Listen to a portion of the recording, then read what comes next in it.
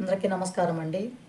మనం అప్పుడప్పుడు దేవుణ్ణి దర్శించాలని గుడులకు వెళ్తూ ఉంటాము. మనకు వీలు పడ్డ దగ్గరికి అక్కడికి యాత్రలు కానీ, దగ్గరలో ఉండే గుడులు కానీ వెళ్తూ ఉంటాము.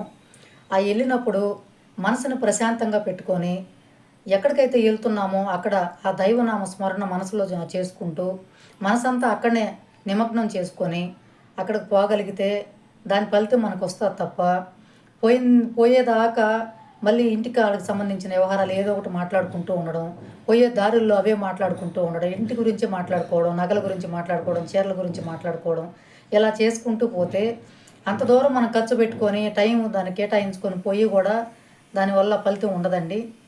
అందుకని మనసు పెట్టి భక్తి విశ్వాసాలుగా అక్కడ ఉండండి. మనసంతా ఆ దైవనామ చింతనలో ఉండండి. దానికి తగిన ఫలితం మనకు వస్తుంది. అట్లా కాకుండా ఉంటే మాత్రం పోయి కూడా ప్రయోజనం ఉండదండి.